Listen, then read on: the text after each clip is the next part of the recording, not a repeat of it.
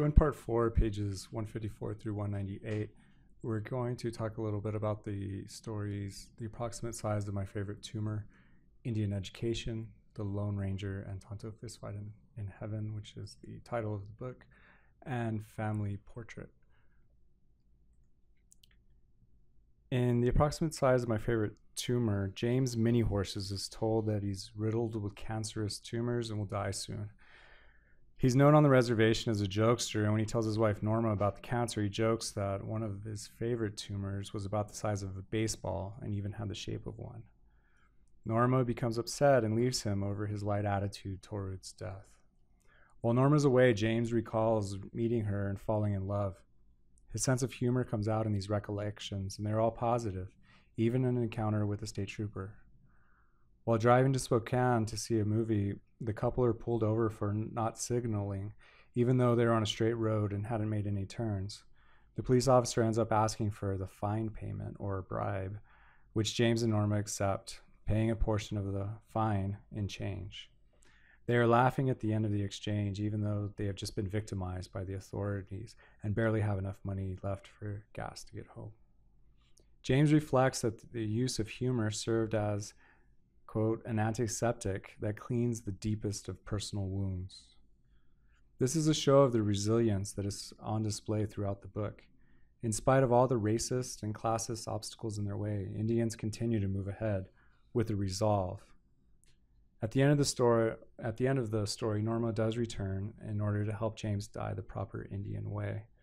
He asks her where she was, and she tells him that she was with another man, but she had to leave him because he took everything so seriously. The next story, Indian education. As educators, I think this one serves a special purpose because it paints the picture of growing up through the reservation schools and then the immersion of an Indian student in a white high school. The story portrays the vivid racism and discrimination that young Indians must grow up with. During elementary school, the narrator was picked on by his classmates because of the glasses he wore and by his teachers for being an Indian. One teacher tells his parents to cut his braids or keep him home from school. In response, his parents come in and, quote, drag their braids across her desk. Later in middle school, the author describes the limited paths available to young men. While he chooses basketball, his cousin begins sniffing glue. He eventually moves to a farm town and attends a white school. There he's astonished that girls would eat lunch and then throw it up in the bathroom. He tells one girl that they should just give him the food if they're going to throw it up anyway. There's a stark contrast between these girls' spiritual starving and the actual starving back on the reservation. The narrator plays basketball for the high school, and after a game, he collapses at a dance. An Hispanic teacher runs over and asks what he's been drinking because he knows that the Indians start drinking young. Well, the narrator ends up being taken to the hospital, and there he's diagnosed with diabetes. He comments that even though you share the same skin color, it doesn't make you brothers. The narrator eventually graduates as valedictorian and has scholarships to college, while his former classmates back on the reservation graduate, yet they can't read, or those who did well have no idea what's coming next. The contrast between the reservation schools and the white schools was pretty stark, but the commonality between it was that for this individual, who, looking at his biography, this one reminds me a lot of the author and seems more autobiographical. He's an outsider in both places.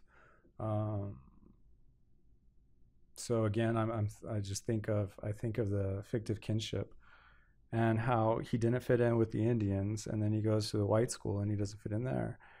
For one, it's for breaking the mold back on the reservation, and then he goes to the white and he breaks the mold because he's not white. But he overcame. Went on to college, and wrote this book.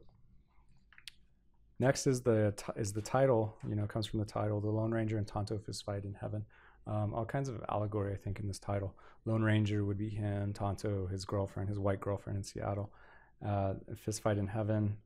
I don't know what heaven, if that is a reference to the like the white culture, or maybe just Seattle, maybe, I don't know. Well, regardless, it tells the story of, it's being immersed in the white culture. He was living with his white girl in Seattle, and they were constantly fighting. And so to get away from the fighting, he walks to a 7-Eleven in the middle of the night. The overnight clerk, a white man, eyes him suspiciously, but the narrator plays off of the clerk's fears and starts kind of messing with him. After a few nervous moments, the narrator relents and asks the clerk if he knows the words to the Brady Bunch theme. And then they have a little laugh. The clerk gives him his creamsicle, and he's on his way. In another event, the narrator goes for a drive after a fight and is stopped by the city cops. The cop says that he was stopped because he doesn't fit the profile of the neighborhood, and that he should be more careful of where he drives so he doesn't make people nervous. He eventually returns to the reservation, leaves his girlfriend, and returns to the reservation. In spite of them viewing him as one of the good ones who could get away, they always expected that he'd come back. At the end of the story, he finds a job off the reservation and moves away.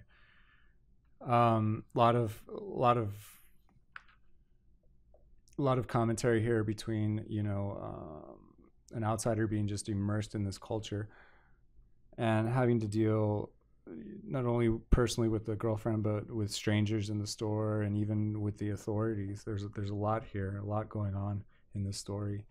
But one of the things that stood out was this idea that, he was a good one, he was going to get away, but they expect him to come back. You see this in a lot of the stories, particularly when they're talking about the basketball kids. The basketball kids are really good, and then they start drinking, and so they lose all their chance. And they were expected to do that, and then they become a story, and it's the story of what could have been, and it's almost almost put up on a pedestal, so to speak, or not really worshipped. That's a bad way to put it. More like a hero of who could have been, but they weren't.